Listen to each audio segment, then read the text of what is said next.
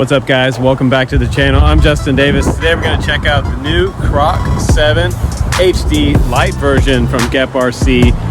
It's around the $400 mark, but it can do some pretty insane stuff. This is the kind of quad that makes you want to get away from it all, get away from people, just get out there and explore nature and have some fun, maybe in some places you've never been before or explored. And you want to come home with some epic video, 7-inch is the way to do it. Let's go ahead and do some flying with the Croc 7 Lite Edition. Here we go. All right, guys, let's go ahead and let's get this quad up in the air. Man, the pandemic is shutting everything down, but we do have nature still. We can get out there. Today we're gonna fly the Croc 7. This is my maiden flight, and I'm just gonna clip this up a little bit. We're using the Caddx receiver with the DJI transmitter today, and no COVID out here today, just me and the trees. We're gonna send it, and we're gonna see how it does. I am pretty confident in this setup. I have flown the original Croc 7 and sent it up and down the mountain all over Oregon, and today is no exception, except we're up in Washington today flying and testing out in these trees. And you can send this quad right out of the box. You can send it out further and further with the Caddx receiver on board. It actually does pretty good, and the vista is just exceptional. I've tested both back to back, and I think the penetration from the vista is a little bit better than the air module. I don't know why. Maybe it's just less going on, but it's pretty good. And the raw DVR footage, I have to say, is usable for most people. But I think that as far as the flying goes as well, the tune on here, it's pretty good for a 7-inch. There are some modifications on this one. This is a new flight controller from Geprc on this version of it. So we're no longer on the F4, we're on the F7 on this one, and it's making a big difference in the tune. It's extremely hard to tune a 7-inch quad, and this is where DJI will beat analog in most instances. When you go through tree tunnels, you really need that extreme bit of penetration back to your goggles. And with the DJI setup, you've got that quadversity on there, so it really makes a huge difference. Just so relaxing to fly down these rivers. And honestly, this is the kind of flying where you really want to trust your setup. And this is my maiden flight. Whenever you're flying over water, I've had them drop straight into the water. I've lost 4K cameras, an entire quad into a frog pond with a bunch of algae, no recovery. It's still there to this day. And I've also dropped them in trees like this where I've had to pay arborists $200 to $300 to climb up and get them. But this is where you can see vibration, and this is a review, so we can get technical about this. There is a little bit of vibe, but if you want to slap a GoPro in there, you'll get rid of all this. And again, I saw the same type of vibes in the Chimera 7. But not a bad tune. If you've ever built your own 7-inch and tried to tune it yourself, it's a nightmare. When you move from 6-inch to 7-inch, it makes such a big difference. It's so nice and smooth, this version. And it's a little bit lighter too than the last Croc 7. But I'm loving the penetration of the Vista. I've tested the Vista all over the state and in various states, and in terrain like this where we have some of the thickest canopy and the thickest tree cover in the country. These evergreens are no joke for 5.8. If you ever tried to fly behind the evergreen with 5.8, you know, even rocking like 600 milliwatts sometimes, it'll go out on you. But right there, the GPS took over and auto leveled the quad out and started going straight up. So that's where GPS on a quad can really save you. If you're thinking about getting a long range rig, absolutely should not fly long range without GPS. And again, the Caddx penetration is great. And one of the biggest tips I can give you guys is to field test your GPS return to home before you send it out there miles and miles. And I did test this one before we did the review today, before I clipped this together. But it's performing pretty well as I expected. A lot of times with Geprc stuff, it's just the type of quad that you can pull out of the box and start flying and not have problems with. I have some of Geprc's quads that are 4 and 5 years old and still fly. Really old gear on them now, but I can slap a 4S 1300 on some of my original Cheetah FPV quads and just still go out and fly them, enjoy them. But a 7-inch is just a whole different experience, guys. If you've never flown a 7-inch, it has a really big feel in the air, and it kind of feels like a glider. It's the closest thing to a glider in FPV that we can get. Super smooth. It's a really fun experience, so you guys will have to check one out. But let's go back to the studio now after this short break, and we'll talk about the specs. All right, thanks for watching the flight test. Let's go back to the studio now, and if you want to, we'll hang out and we'll talk about all the specs and all the gear that Geprc put on here, and my final opinion on the new Croc 7 HD Lite. Here we go. All right, guys, welcome back to my shop. Let's go ahead and break down the new Croc 7 HD. There are two versions of it. The full-blown version with the air module on board. It has 1080p onboard DVR with SD card support. This one is the Cadex Vista version, which only has the Vista unit for VTX and the camera up front. So if you're looking for onboard DVR with SD card recording, you want to get the full-blown version. That one's about $429, and this one's $399 for the Lite version.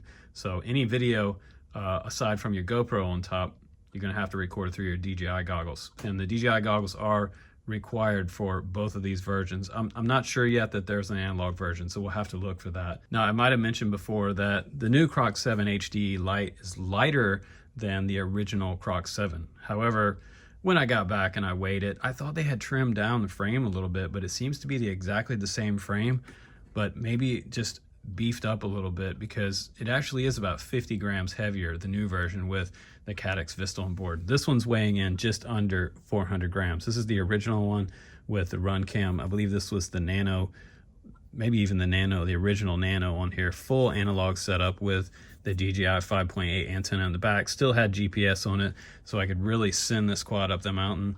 And I don't know if you guys watched my old review on this one, but you should definitely go back and check that out. But I also updated it later on when DJI came out, and I did my own version of an HD Geprc Croc. That video is also online, but this one is the brand new one, and I think it's great because they made obviously what everybody wanted come to fruition with a bind and fly version for HD for guys that already have DJI. Now, this quad will carry quite a big battery. You can get like a 6S 4000 on here. The truck bed goes all the way across the top. I mean, it's gigantic. It's one of the biggest battery setups that I've seen on most quads out there right now.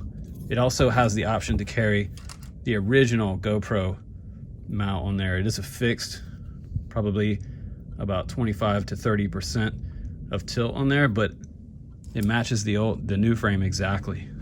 So if you guys want to buy that and stick that on there, you can do that. That's pretty cool.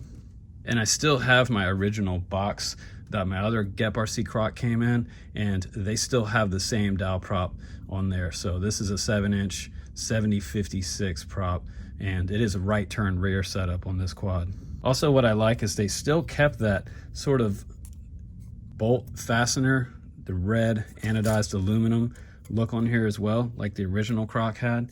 You look at the original Croc, they still have all that same red hardware, which is super cool. They still have the same TPU front on there, except it's a little bit taller now to accommodate the Vista stack. So I think the new Croc is maybe just a few millimeters taller than the other one. And the other one was only rocking the Span F4 Pro on here. So that's the Span F4 Pro. And this one has the built-in VTX into the flight controller. So some guys didn't really like that, but it never failed me going up and down the mountain. That was not a problem. Some people were kind of concerned with heat distribution close to, you know, any kind of accelerometer or any type of CPU on the flight controller. But this time we have two separate stacks in here. We have the ESCs in the very back. We have the F7 up front with the newly updated USB-C port right here, which is also pretty nice. And we have the floating Cadex Vista VTX in the middle right there. If we look on the bottom, you can see that there are replaceable arms, which is very needed. You can get extra arms, and I believe my kit actually came with a couple extra arms in the box, so that's kind of nice. Tons of venting under here, and we never really have a problem with heat or things overheating with most of our quads, unless it's a really hot day. If it's like close to 95 degrees and your VTX is cranking 700 milliwatt, sometimes they will shut down. One of the things that I did notice is that the wires are a little bit tight across here, so you might want to take care going through the trees. Watch out for those branches sticking out, because this might get ripped off right here. It should be a little closer in on the frame along the inside of the frame. So those wires could be just a little bit longer, but what you could probably do is take the zip tie off right here, and it might actually give you a little more room in there if you remove that zip tie. You could also extend those wires. Just be super careful if you splice new wire onto these. Now in the back, we still have the same BN220 GPS back here that will get up to around 17 satellites. The Tpu Mount also looks exactly the same. It has 2 posts here. If you're using any other type of receiver like the FR Sky R, XSR, or the XM Plus, you can come out back there. You can also put crossfire on these and come out with your Immortal T on the sides if you want to go side to side like that, and have your Immortal T on the horizontal. Now, one other thing that Geprc got right on the new version over here with the red bottom is that not only did they put TPU bumpers on the bottom of the new one, they also added a lower KV on this motor. So this is still a SpeedX branded motor, Geprc SpeedX branded motor with 2306.5, just a little tiny bit larger than the original 2306.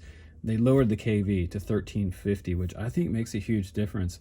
It was 1600, and I was flying 1600 and 1650 KV 6S long range for quite a few years, and I was happy with that. But now I think we should be able to get close to being able to use some Lion packs on these, because this original setup on this one would not fly a Lion pack, and I haven't tried a Lion pack on this one yet, but some of them are getting pretty big out there, so I'd kind of like to try the Lion pack on this setup again. Before, it was drawing too many amps, it wouldn't get out of the parking lot. So I am happy to see that. As far as lipos are concerned, this is going to extend our flight time a little bit, getting us that lower 1350 range KV motor.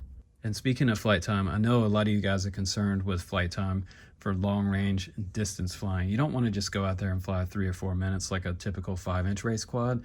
With a 7-inch, you want to get over 20 minutes. That's kind of the goal these days. And even as far back as when I was flying the original one, I was getting 25 minutes on even like I was flying a 4S 5000 as well. I tested a 4S 5000 on it. It will carry it up and down the beach and up the mountain. And this one will also fly a 4S battery. So if you already have some 4S 5000s laying around, you can do that. As far as 6S is concerned, I would probably stick to around 6S 3500 to 4000 milliamp. And you guys can fly all different types of transmitters on this particular quad. The nice thing about this one is they do have it already wired up. The Vista is wired up in here to the flight controller, and I believe since this one is the HD version, it's a harness that's plugged straight into this flight controller, which is super nice. So this one comes out of the box ready to bind up to the DJI transmitter. If you also want to add your own S-Bus receiver on there, or you want to do Crossfire, you can also fly the Crossfire Tango 2 or the TX16S from Radio Master. But as expected, I was happy with the Geprc Croc 7 HD. This was what I was really hoping for a release on this quad.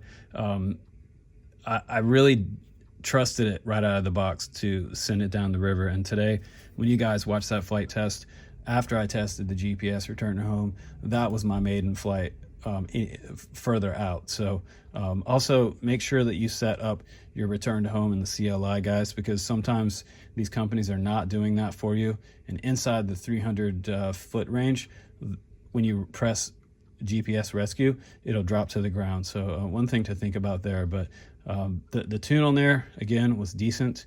It was good for a 7-inch. A 7-inch is extremely hard to tune. So that was the stock video that you guys watched. And if you really want to get crazy cinematic, just add on that GoPro mount on the front there. I think they're about maybe around $15. So I'll try to find the link for this one as well.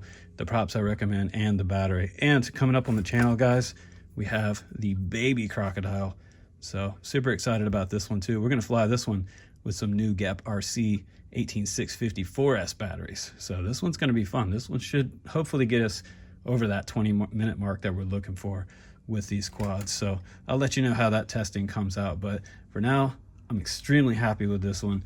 And this one's another 2 thumbs up on the channel. I try not to review really bad quads on my channel. I try to make it worth your time and show you the good stuff out there. Guys, thanks again for hanging out with me. I'm Justin Davis. Be well, be safe. I'll see you on the next one.